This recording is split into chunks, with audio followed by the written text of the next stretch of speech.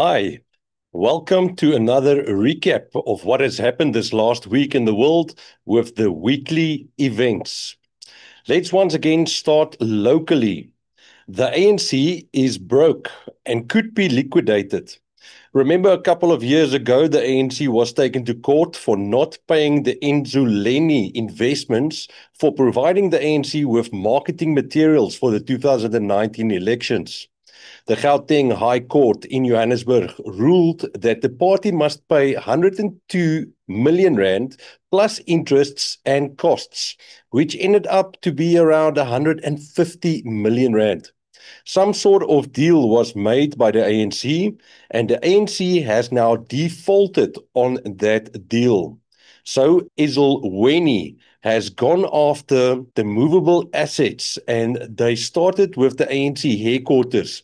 The Luthuli House offices has been raided and assets has been seized to the value of 140,000 rand. The other nationwide and provincial ANC offices will be next. The attorneys of Ezulweni said they will also be looking into all other bank accounts that the ANC might have, and if this doesn't pay the 85 million rand still outstanding, then liquidation must be considered. Now over to international events. Trump says he has all but made up his mind to provide Ukraine with Tomahawk missiles, but he also wants to know how and for what Zelensky will use them. Trump also said he will sell them to a NATO country who on their part then can sell or give it to Ukraine. Remember that Russia's nuclear protocol is that if a nuclear country supplies a non-nuclear country with nuclear-capable weapons, which the Tomahawk is, Russia will act against both those countries.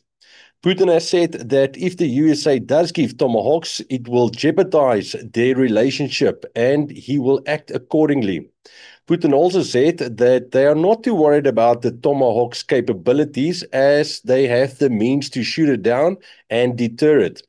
Scott Ritter has said in many interviews that there has been European countries that has Tomahawks on order from the USA, but the soonest delivery date is expected only in 2028. Don't you think that the Russia-Ukraine conflict war will be over by then?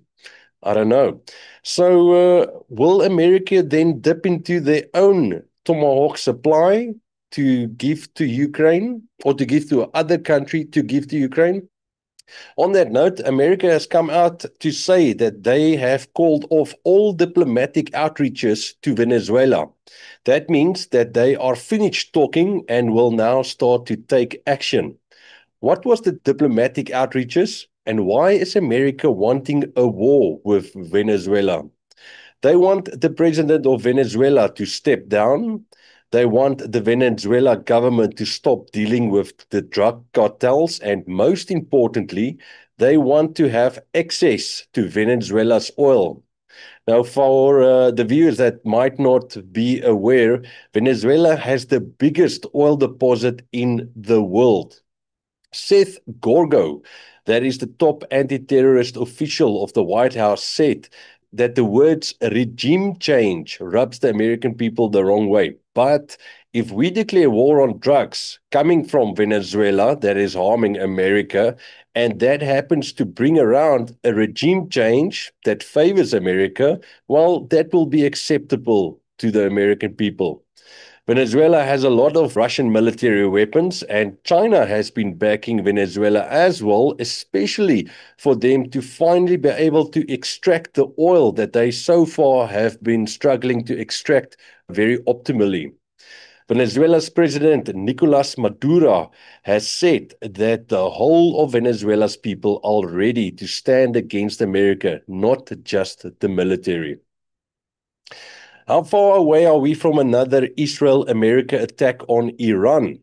Yes, there has been a ceasefire for quite a while now, but people like Scott Ritter and Colonel Douglas McGregor has been saying that a future conflict will most certainly happen sooner rather than later.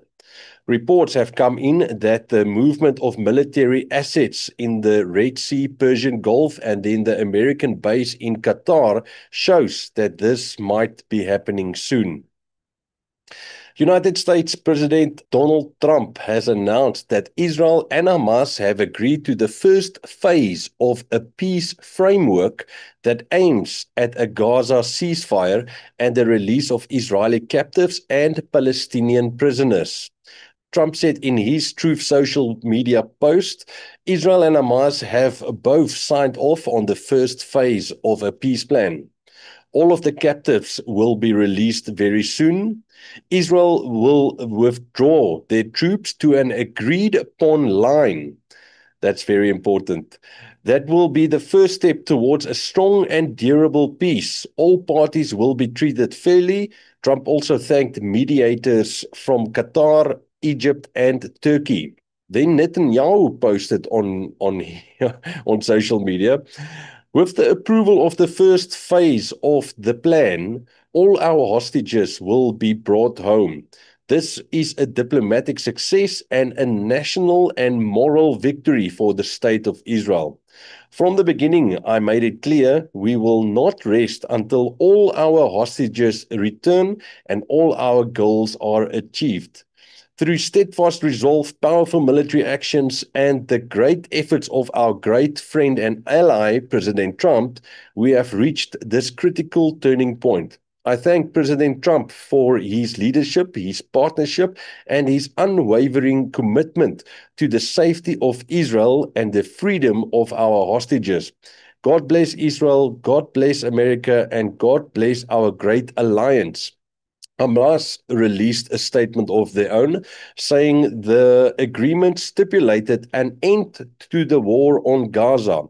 The occupation's withdrawal from it, which means Israel's complete withdrawal out of Gaza, and then the entry of aid and the prisoner exchange. Now, Trump wants to be seen as this great peacemaker and has said that he thinks he should get the Nobel Peace Prize. Netanyahu said on his part that all they want is all their hostages back and they will stop at nothing to reach their own goals. And until they haven't reached all their goals, this conflict will not stop. And then Hamas wants Israel to completely withdraw out of Gaza and finally get some aid in.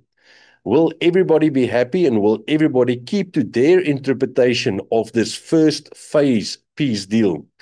We will have to wait and see.